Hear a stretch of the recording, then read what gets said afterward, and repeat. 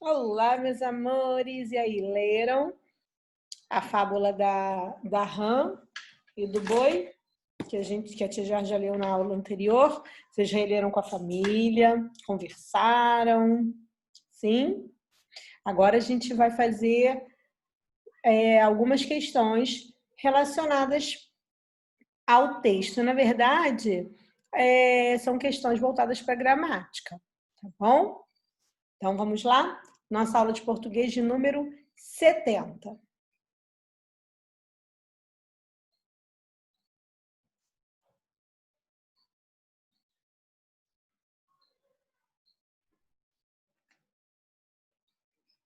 Bom, a primeira perguntinha, eu tirei uma frase do texto e a gente vai ter que dizer, que marcar a frase onde a vírgula foi usada para separar um vocativo. Então, vamos relembrar.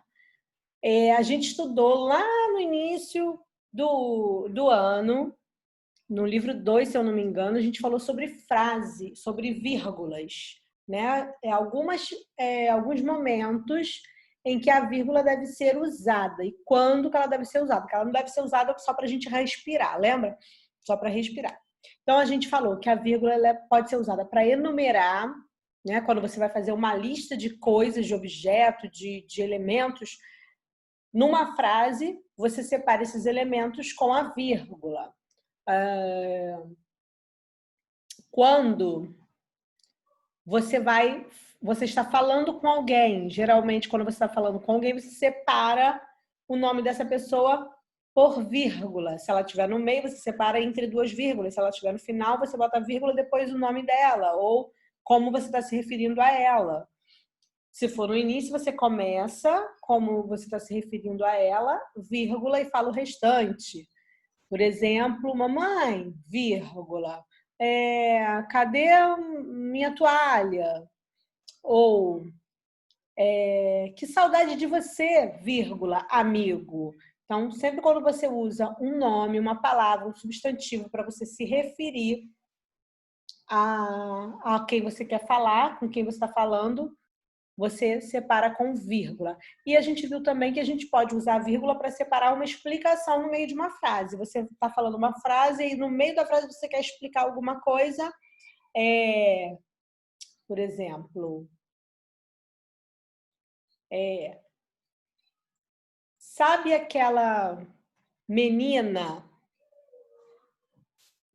aí por exemplo, entre vírgulas, minha amiga, que foi na sua casa dia tal? Então, você botou ali no meio da frase, você abriu como se fosse um parênteses para dizer quem é essa sua amiga. Então, você fez uma explicação, entendeu? Uma explicação. E aí, a gente vai ver aqui, a gente vai sublinhar, ou marcar, na verdade, a frase em que a vírgula foi usada para separar o vocativo, ou seja, o nome da pessoa com quem se fala. Então, vamos lá, letra A. Impossível, vírgula, ranzinha, cada qual como Deus fez. Letra B. Eu nasci boneca de pano, vírgula, muda e feia, vírgula, e hoje sou até marquesa. Letra C. Você é gentinha, vírgula, não é bem gente. Letra D. Nisto chegou um boi, vírgula, que vinha para o bebedouro.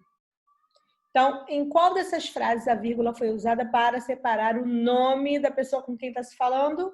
A, B ou C? Pensa aí.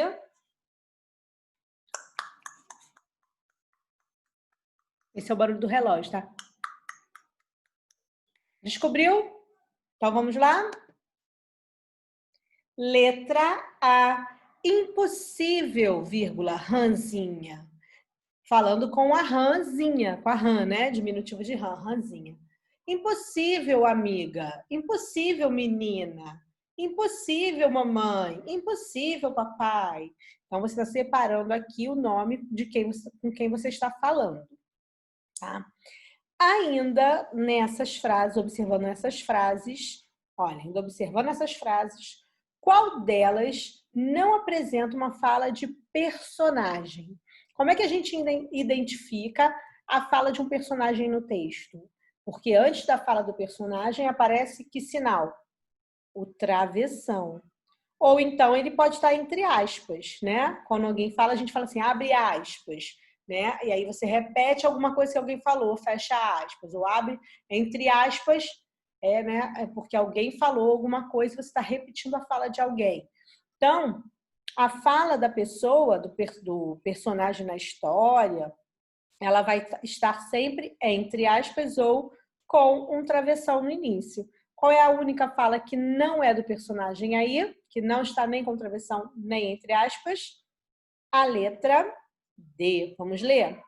Nisto chegou um boi que vinha para o bebedouro. Bom, se essa fala não é do personagem, de quem então é essa fala?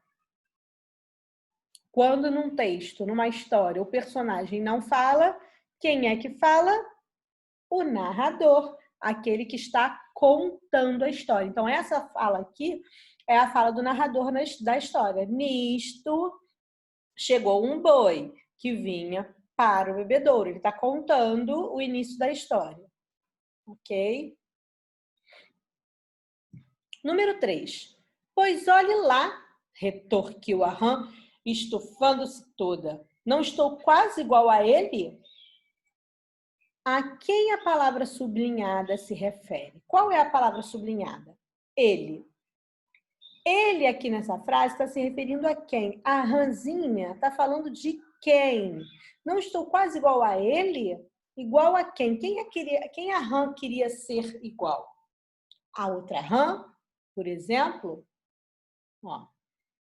A saracura? Ao boi ou a Emília? A quem que a rã queria ser igual? Ao boi. Ela estava fazendo de tudo para ser igual ao boi, tentando estufar, estufar, estufar. Bom, ainda com a frase da questão anterior, qual a classe gramatical desta palavra, desta sublinhada? Qual é a classe gramatical? Ela é, letra A, um substantivo? Ela é, letra B, um pronome pessoal? Ou ela é, letra C, um verbo ou um adjetivo? Vamos relembrar o que é substantivo.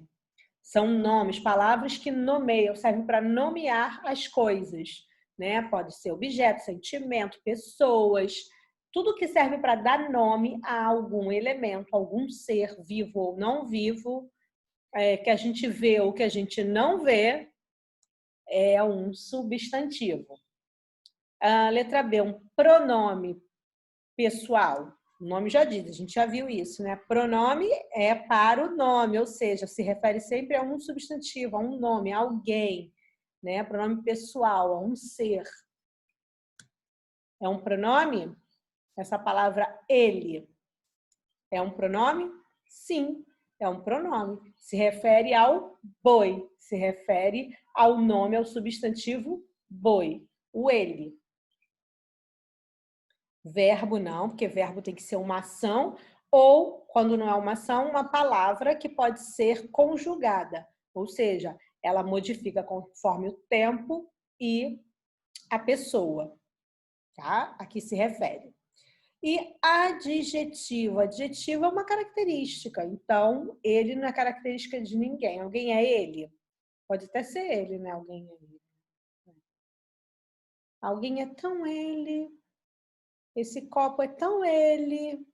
Não é uma característica, né? Enfim. Então, é um pronome pessoal, o ele. Que outros pronomes que a gente conhece, pessoais? Eu, tu, ele, a gente já falou ela, nós, vós, eles ou elas. Ainda tem o você também e vocês também, que são pronomes pessoais, só que nesse caso, de tratamento, não como você trata a pessoa. Número 5. Há outro pronome nesta frase? Circule. Vamos lá. Pois olhe lá, retorquiu a rã, estufando-se toda.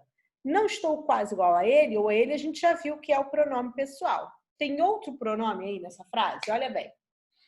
Tem outro pronome?